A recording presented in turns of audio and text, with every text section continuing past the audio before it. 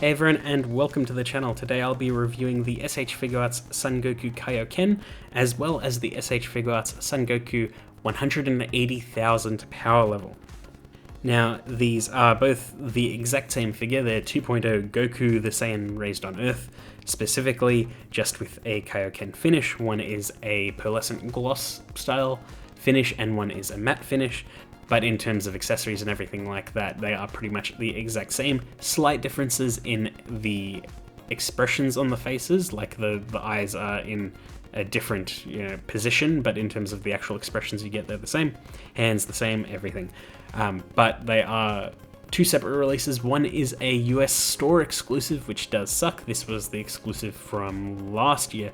I believe it was Target and Walmart exclusive. There was a lot of rage and craziness about it when it first came out of, trying to find it and couldn't find it anywhere. But I think eventually the stores did stock quite a lot, so it was pretty easy to find to my understanding, and that made importing it from eBay not too crazy on my part, thankfully. And I just dread every single US exclusive release, and there's only been a few, but it really does bother me. The event exclusives in particular scare me, but like the P Bandai Zamasu, the Kaioken Goku here, as well as the lowest born Saiyan from this year, they scare me of like there's a sense of things to come, and I don't like it. Anyway, we're looking at Kaioken Goku today, and I probably should have reviewed the 1.0 with these as well, but that'll come at another time. So we're looking at these two Gokus today, and we'll jump right into it. So out of the box, here's what they come with. It's the exact same accessories across the board.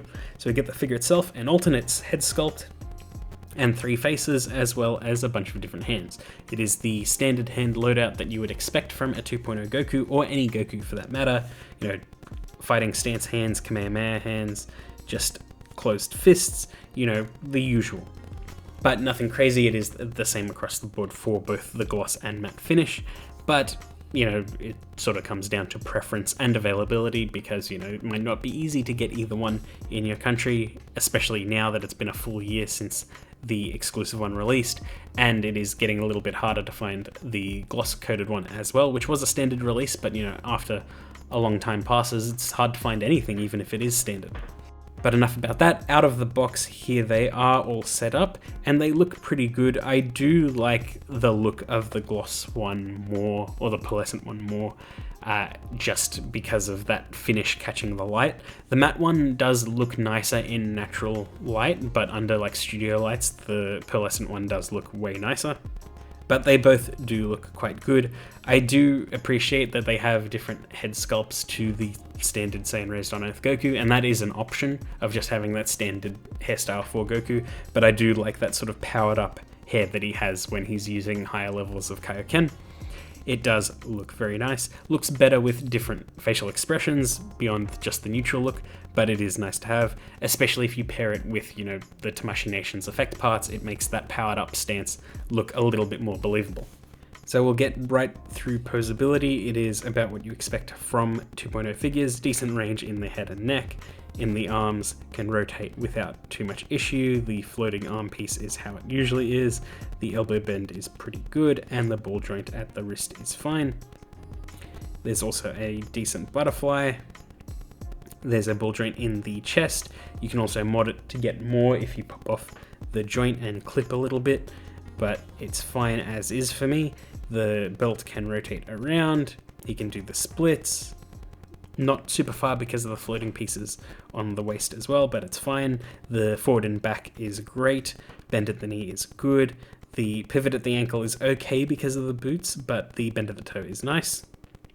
It's about what you expect from these sorts of figures, but they are nice anyway. You can get Goku into pretty much any pose you really need. He always has been. That's why they keep re-releasing the 2.0 so much. It is a very, very good baseline, but times have changed since then, and what they've done with the 3.0s is so good that we want them to retroactively go back and fix some of these other figures, even if it is, the 10th time we've seen Super Saiyan Goku sort of thing.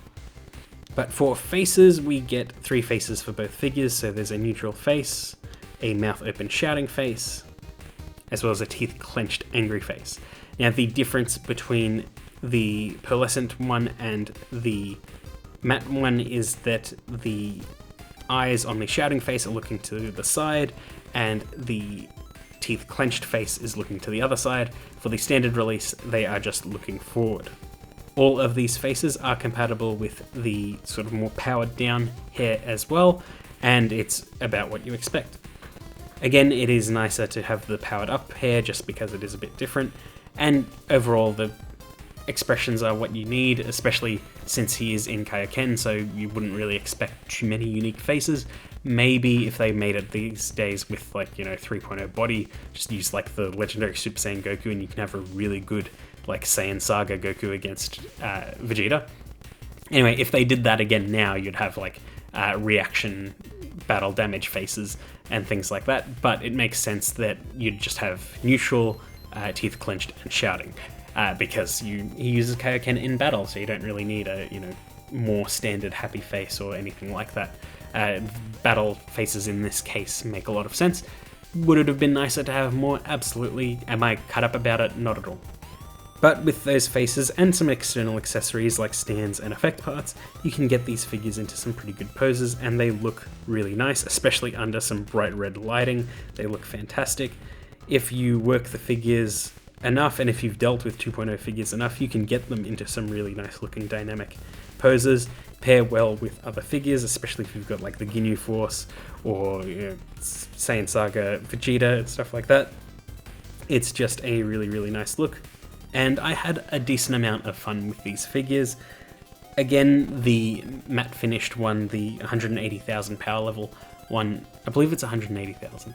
It's either 18,000 or 180,000, I could be forgetting wrong, but yeah, anyway, the matte finished US exclusive one looks better in natural light, but the pearlescent one looks way better in artificial light, so depending on your display you might prefer one over the other.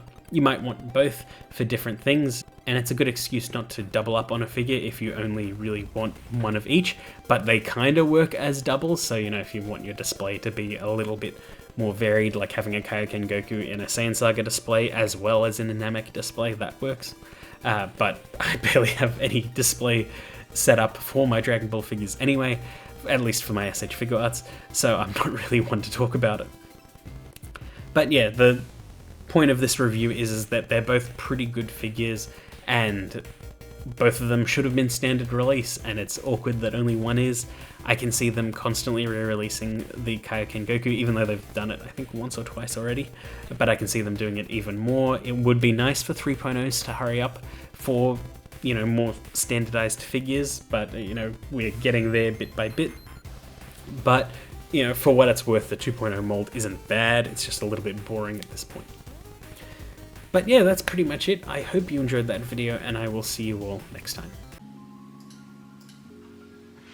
Oh hi, I didn't see you there. As you can see, I'm hard at work making new videos for the channel.